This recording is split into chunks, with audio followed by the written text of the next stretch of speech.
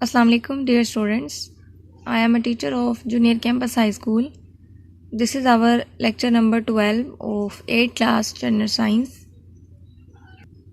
जी students, आज हम इस लेक्चर में यूनिट नंबर 2 सेल डिवीजन का बुक वर्क करेंगे.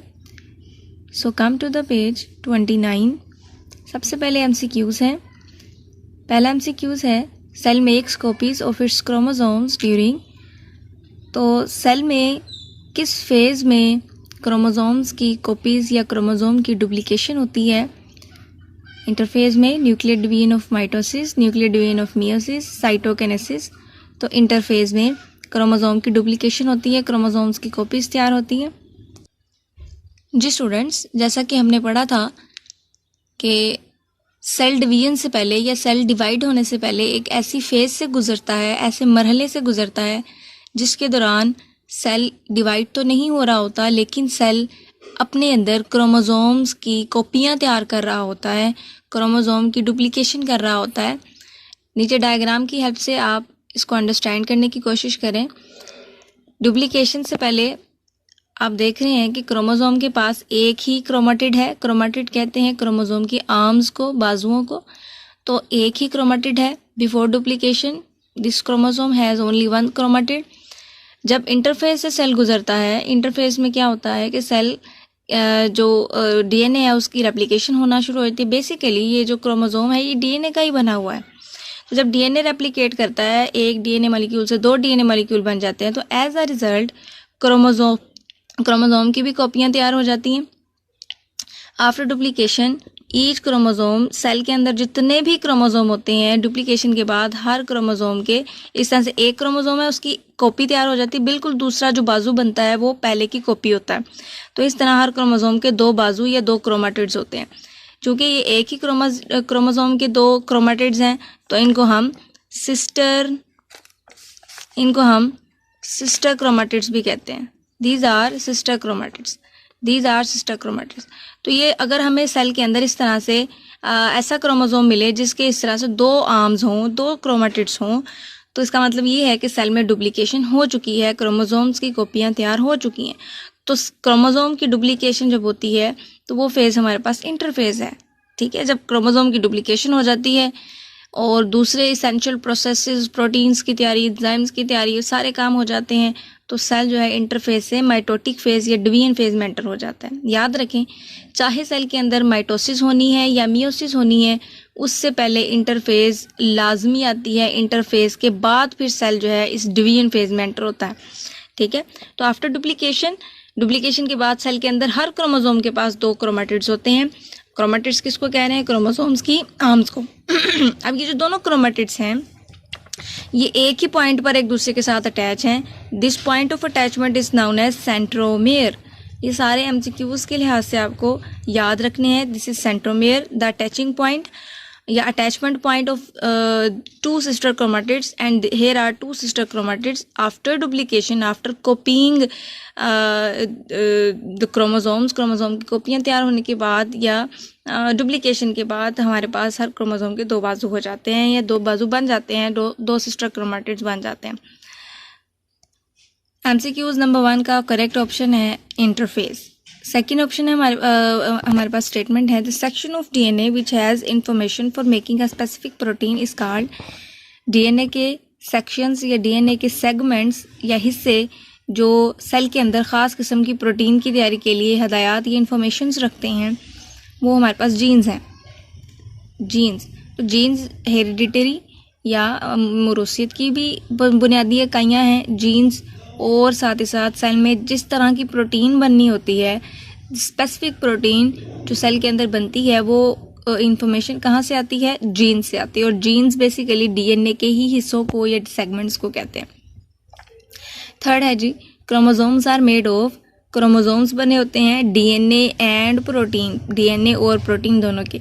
DNA प्रोटीन के गिर्द रैप हुआ होता है और वो प्रोटीन हिस्टोन प्रोटीन होती है. तो DNA और प्रोटीन्स ये दोनों मिलकर क्रोमोसोम्स बनाते हैं. ना तो DNA ओनली है ना प्रोटीन ओनली है. DNA प्रोटीन फैट्स तो बिल्कुल भी नहीं होती क्रोमोसोम्स में. तो DNA and proteins. Fourth statement है हमारे पास, the characters which are passed from parents to offsprings, वो खसूसियात जो माँ बाप से बच्चों में मुंतकिल होती हैं, these are inheritable characters, non inheritable, environmental characters, natural characters. तो those characters which are passed from parents to offsprings, these are inheritable characters, मौरूसी खसूसियात जो माँ बाप से बच्चों में मुंतकिल होती हैं। तो ऐसी खसूसियात इनहेरिटेबल है हमारे पास। हमने पढ़ा था कि वो खसूसियात जिनको जीन्स कंट्रोल कर रही होती हैं, विच आर कंट्रोल्ड बाय या अंडर कंट्रोल ऑफ जीन्स, तो ऐसी खसूसियात ही ट्रांसमिट होती हैं एक नस्ल से अगली नस्ल में, यानी कि पहली नस्ल माँ बाप की नस्ल होगी, अगली नस्ल बच्चों की होगी। तो माँ बाप से बच्चों में हमेशा वही खसूसियात ट्रांसमिट होती हैं, मुंतकिल होती हैं जो जिनको जीन्स कंट्रोल कर रहे होते हैं, जो जीन्स के अंडर कंट्रोल होती हैं। तो ऐसी खसूसियात इनहेरिटेबल कैरेक्टर्स हमें कहलाती हैं। जैसा कि हमने आई कलर पढ़ा था और attached and free ear lobes, इसके अलावा हाइट है, इंटेलिजेंस है और बाकी भी which are controlled by genes, these are transmitted from parents to offsprings, these are inheritable characters. Next is an event that occurs during interphase, वो कौन सा काम है जो इंटरफेज में होता है? Exactly duplication of chromosome, chromosome की डुप्लीकेशन होती है। सी एमसीक्यूज करेक्ट है। नेक्स्ट है reduction of chromosomes takes place during, chromosomes की रिडक्शन यानी क्रोमोसोम आधे हो जाते हैं किस फेज में? हाँ जी, मियोसिस हमने पढ़ा था, ये एसिड डिवीजन है। मियोसिस, सेल डिवीजन की कितनी टाइप्स है बेटा? 2 टाइप्स हैं, माइटोसिस और मियोसिस। मियोसिस एसिड डिवीजन है जिसमें क्रोमोसोम्स की तादाद जो है वो आधी हो जाती है। जब पेरेंट सेल तकसीम होता है तो डॉटर सेल में क्रोमोसोम हाफ हाफ जाते हैं, लेकिन माइटोसिस जब जो होती है सेल में, माइटोटिक डिवीजन होती है, तो क्रोमोसोम की तादाद पूरी जाती है आगे डॉटर सेल में, लेकिन मियोसिस में आधी हो जाती है। हमने ये भी पढ़ा था कि मियोसिस जो है इसकी 2 डिवीजन हैं, यानी 2 सेल डिवीजन हैं मियोसिस की आगे। माइटोसिस की एक ही डिवीजन है, एक ही डिवीजन पर मुश्तमिल है, लेकिन मियोसिस 2 सेल डिवीजन पर मुश्तमिल है। पहले जो आती है वो मियोटिक 1 डिवीजन है और दूसरी बाद में जो आएगी वो मियोटिक 2 है। याद रखें कि हमेशा मियोटिक 1 में ही क्रोमोसोम्स की तादाद हाफ हो जाती है। मिसाल के तौर पर अगर सेल के अंदर टोटल नंबर ऑफ क्रोमोसोम्स 46 थे, तो आगे बनने वाले डॉटर सेल्स में क्रोमोसोम्स हाफ हो जाएंगे, रिड्यूस हो जाएंगे और 23 रह जाएंगे। अगर 20 क्रोमोसोम्स थे पेरेंट सेल में, तो मियोसिस होने के बाद या मियोटिक 1 डिवीजन होने के बाद, क्योंकि मियोटिक 1 में ही क्रोमोसोम हाफ हो जाते हैं, तो डॉटर सेल में मियोटिक 1 डिवीजन होने के बाद मियोटिक सेल डॉटर सेल में क्रोमोसोम 10 रह जाएंगे। अगर 8 थे तो 4 रह जाएंगे। तो कौन सी सेल डिवीजन है हमारे पास जिसमें क्रोमोसोम्स आते हैं? अगर आपके पास मियोटिक 1 या 2 की ऑप्शन नहीं है तो आपने मियोसिस पे लगाना है। अगर आपके पास ये ऑप्शन है तो मियोटिक 1 में हाफ हो जाते हैं chromosome. In humans a sperm has 23 chromosome. Sperm और एग ये दोनों ऐसे सेल्स हैं जो मियोसिस से बनते हैं। इसका मतलब ये है कि इनमें क्रोमोसोम्स आधे होंगे। तो अगर हम ह्यूमन बींग्स की बात करें तो हम में टोटल नंबर 46 है, और जब ये सेल्स स्पर्म और एग सेल्स बनेंगे तो जारी बात है ये मियोसिस से बनेंगे, तो क्रोमोसोम्स दोनों में ही 23 होंगे। इन ह्यूमंस में स्पर्म हैज 23, तो एग सेल में भी 23 होंगे। ठीक है, जब स्पर्म और एग जो है इनकी फर्टिलाइजेशन होगी, यानी दोनों फ्यूज होंगे, तो जाइगोट बनेगा। सेक्सुअल रिप्रोडक्शन में स्पर्म और एग का फ्यूज होना बहुत ज़्यादा ज़रूरी होता है। तो मेल बॉडी में स्पर्म बनेंगे मियोसिस के प्रोसेस के थ्रू, तो स्पर्म में भी क्रोमोसोम हाफ हो जाएंगे। फीमेल की बॉडी में एग सेल बनेगा मियोसिस से, तो एग सेल में भी क्रोमोसोम 46 से हाफ होकर 23 रह जाएंगे। जब दोनों सेल्स मिलेंगे, फ्यूज होंगे, तो हमारे पास जाइगोट बनेगा, पहला सिंगल सेल बनेगा जाइगोट में फिर क्रोमोसोम पूरे हो जाएंगे। तो सेक्सुअल रिप्रोडक्शन में क्रोमोसोम को अगली जनरेशन में मेंटेन रखने के लिए, पूरा रखने के लिए अल्लाह ताला ने एक नेचुरल प्रोसेस रखा हुआ है जिसको हम मियोसिस कह रहे हैं, जिसमें क्रोमोसोम नेचुरली तौर पर हाफ हो जाते हैं। लेकिन जब मेल और फीमेल से आने वाले ये स्पर्म और एग सेल फ्यूज होते हैं तो क्रोमोसोम की तादाद अगेन कंप्लीट हो जाती है आगे नए जानदारों में, नए ऑफस्प्रिंग्स में। ठीक है, तो एग सेल में भी 23 क्रोमोसोम्स होंगे। Zygote is formed by the fusion. अभी मैंने आपको बताया है कि जाइगोट वो पहला सिंगल सेल है जो किसकी फ्यूजन से बनता है? एक स्पर्म सेल और एक egg cell. 1 sperm and egg cell. The correct option is D. Next है जी, in humans the eye colour is developed due to the effect of.